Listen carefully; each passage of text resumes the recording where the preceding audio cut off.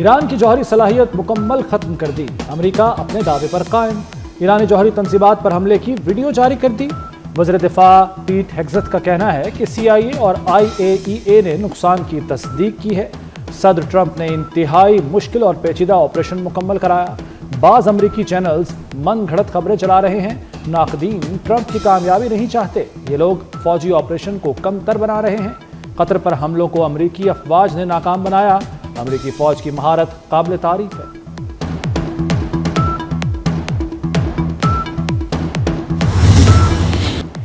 ایران پر امریکی حملہ انتہائی خفیہ مشن تھا، صرف چند لوگ تھے۔ ایران کے خلاف آپریشن مڈ نائٹ ہیمر کامیاب رہا۔ امریکی chairman joint chief general Dan Caine کا کہنا ہے کہ فردو ایٹمی پلانٹ کی تباہی کا منصوبہ بندی 15 سال سے جاری تھا۔ امریکی مشن میں 125 سے زیادہ فوجی طیاروں نے حصہ لیا۔ ایرانی جوہری اہداف کو ٹوماہاک میزائلوں سے نشانہ بنایا گیا۔ امریکی تاریخ میں B-2 بمبار طیاروں کا یہ سب سے بڑا حملہ تھا۔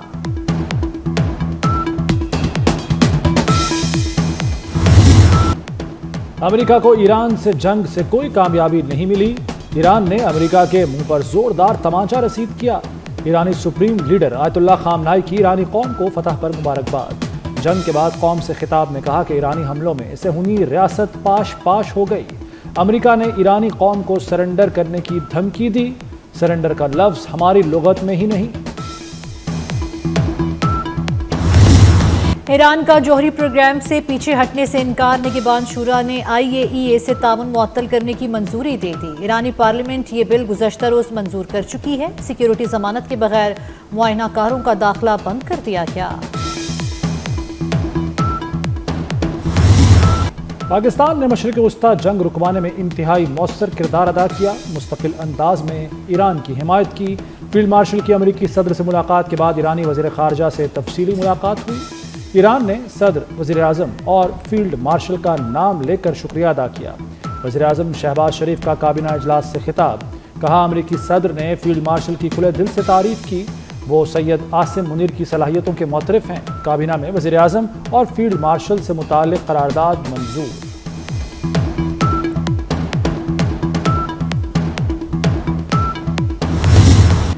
پاکستان کی بھارت کے خلاف ایک اور تاریخی فتح، مودی سرکار واقعے کو پاکستان سے جوڑنے میں پوری طرح ناکام۔ چین میں شنگھائی تعاون تنظیم کے وزرائے کا کا ذکر نہ ہونے پر راجناتھ سنگھ تلملا اٹھے۔ اعلامیے میں بھارت پر بلوچستان میں بدامنی پھیلانے کا الزام۔ وزیر دفاع خواجہ آصف کا غزہ میں مستقل جنگ بندی کا مطالبہ، دنیا کشمیر اور فلسطین حل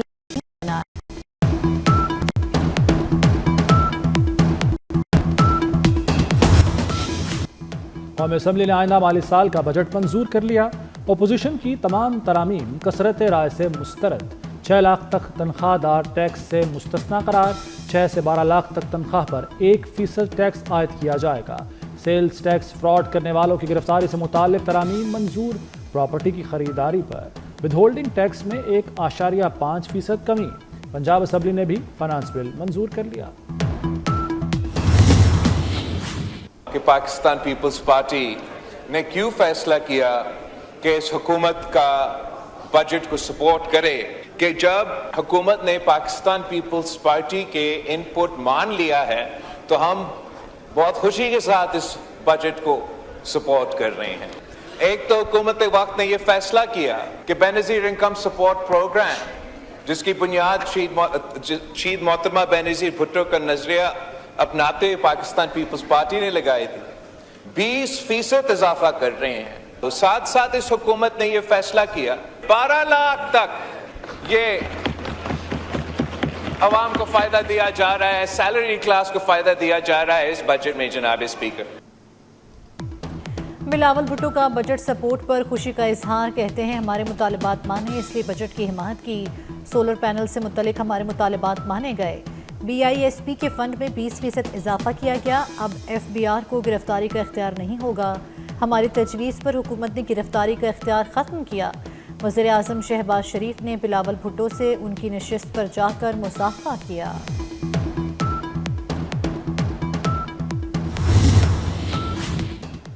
مافیا بے لگام، چینی کے بڑھا دیے دام، صرف 2 دن میں چینی 10 روپے کلو مہنگی۔ لاہور میں چینی کی فی کلو قیمت 190 روپے ہو گئی۔ محرم الحرام کی آمد پر بھی مافیا جیبیں بھرنے لگا۔ 50 کلو کا تھیلا 100 سے بڑھ کر 8,900 روپے کی حد کو چھو گیا۔ یوٹیلیٹی سٹورز پر بھی چینی کا ایک دانہ نہیں۔ پاکستان میں محرم الحرام کا چاند نظر آ گیا۔ چیئرمین مرکزی رویت حلال کمیٹی مولانا عبدالخبیر آزاد نے اعلان کر دیا، یکم محرم 27 جون کو ہوگی۔ یوم عاشور اتوار 6 جولائی کو انتہائی عقیدت و احترام سے منایا جائے گا۔ سوشل میڈیا پر مذہبی منافرت پھیلانے والوں کے خلاف سخت کارروائی کا فیصلہ۔ وزیر داخلہ محسن نقوی کی زیر صدارت ملک بھر میں محرم سیکیورٹی پلان پر اہم اجلاس۔ تمام صوبوں سمیت آزاد کشمیر، گلگت بلتستان اور اسلام آباد میں سیکیورٹی پلان کا تفصیلی جائزہ لیا گیا۔ نفرت انگیز مواد کی روک تھام کے لیے پیمرا کو سفارشات ارسال کی جائیں گی۔ محسن نقوی نے کہا، کسی کو بھی اشتعال انگیزی اور شرپسندی کی اجازت نہیں۔ انٹرنیٹ یا موبائل فون سروس کی بندش سمیت تمام فیصلے مشاورت سے کیے جائیں گے۔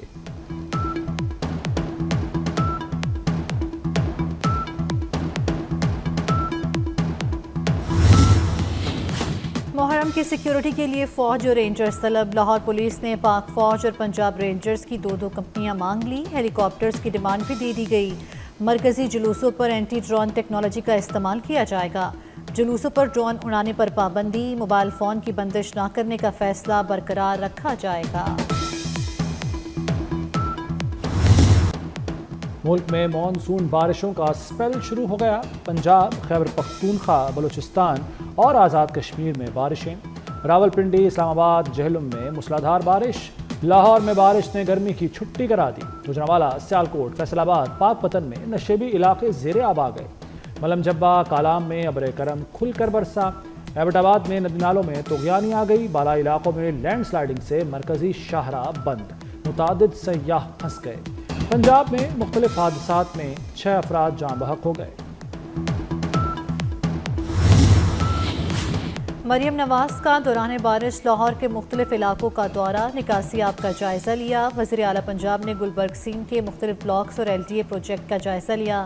ظہور الہی کالج روڈ، سر سید روڈ سمیت دیگر کمرشل کوریڈورز کی بیوٹیفیکیشن کا معائنہ کیا۔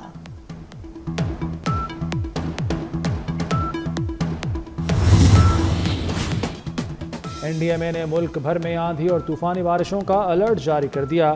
بارش کا سلسلہ وقفے سے 1 جولائی تک جاری رہے گا۔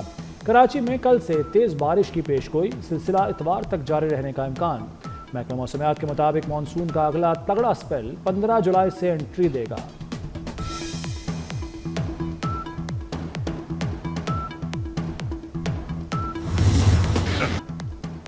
علی امین گنڈاپور کا علیمہ خان پر ایک اور وار، کہتے ہیں وہ صرف بانی PTI کو جواب دہ ہیں، کسی اور کو مطمئن کرنا ان کی ذمہ داری نہیں۔ یہ بھی کہا کہ بجٹ منظور نہ کراتا تو میں نااہل ہو جاتا۔ یہ تسلی بھی دی کہ بانی PTI جب کہیں گے حکومت اڑا دیں گے۔ خیبر پختونخوا حکومت کے خلاف سازش کون کر رہا ہے؟ گورنر فیصل کریم کنڈی نے علی امین گنڈاپور سے سازشی کا نام پوچھ لیا۔ کہا، وزیر اعلیٰ با اختیار ہیں، ان کے خلاف سازش کون کر سکتا ہے؟ یہ طنز بھی جڑ دیا کہ علی امین گنڈاپور نے بانی کی اجازت کے بغیر ہی بجٹ منظور کرا لیا۔ 190 ملین پاؤنڈ کیس میں بانی اور بشرا بی بی کی سزا معطلی کی درخواست، اب مجھ پر دباؤ ڈالنا چاہتے ہیں۔ قائم مقام چیف جسٹس اسلام آباد ہائی کورٹ کا PTI وکیل سے مکالمہ، سرفراز ڈوگر نے کہا، عدالت کے ڈیکورم کا خیال رکھیں، غیر ضروری دباؤ نہ ڈالیں۔ قائم مقام چیف جسٹس کی وکلاء اور عدالت میں موجود دیگر افراد کو تنبیہ۔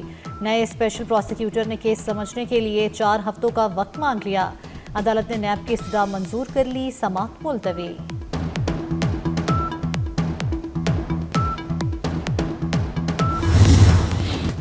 پاکستان اگلے ماہ سلامتی کونسل کی صدارت سنبھالے گا۔ اقوام متحدہ میں پاکستان کے مستقل مندوب عاصم افتخار احمد کی سیکرٹری جنرل انتونیو گوتریس سے ملاقات۔ عاصم افتخار احمد نے سلامتی کونسل کے مجوزہ پروگرام آف ورک کی تفصیل سے آگاہ کیا۔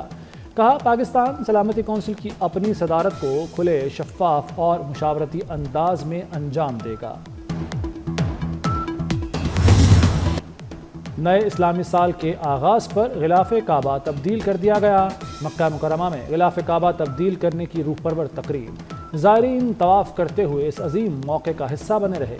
غلاف پر چاندی کے دھاگوں اور 24 قرات سونے سے قرآنی آیات کو نہایت نفیس انداز میں کشیدہ کیا گیا۔ غزہ میں اسرائیلی جارحیت جاری، 24 گھنٹوں میں مزید 90 فلسطینی شہید ہو گئے۔ امداد کے منتظر فلسطینیوں پر اسرائیلی افواج کی فائرنگ سے شہادتیں ہوئیں۔ ظالم قابض فورسز نے بے گھر فلسطینیوں پر بھی گولیاں برسائیں۔ دوسری جانب امریکی صدر ڈونلڈ ٹرمپ نے دعویٰ کیا ہے کہ جنگ کے خاتمے کے لیے اہم پیش رفت ہو رہی ہے، جلد اچھی خبر ملے گی۔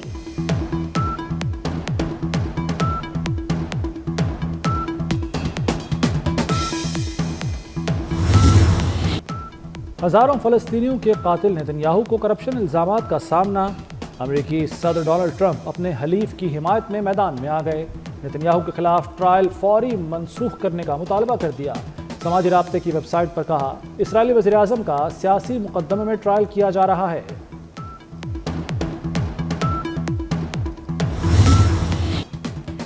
چین میں طوفانی بارشوں اور سیلاب نے تباہی مچا دی، جنوب مغربی حصے میں سڑکیں اور میدان زیر آب آ گئے، انفراسٹرکچر کو شدید نقصان۔ صوبہ گوائزو میں 80,000 افراد بے گھر ہو گئے، متاثرہ علاقوں میں ریسکیو ٹیمیں امدادی سرگرمیوں میں مصروف۔ دنیا کی ایک اور مہنگی ترین شادی، امیزون کے بانی کی شادی میں 15 ارب روپے خرچ ہوں گے۔ جیف بیزوس کی شادی کی تقریبات کا آغاز، دنیا بھر سے مہمانوں کی اٹلی میں آمد کا سلسلہ جاری۔ امریکی صدر ڈونلڈ ٹرمپ کی بیٹی بھی شرکت کریں گی۔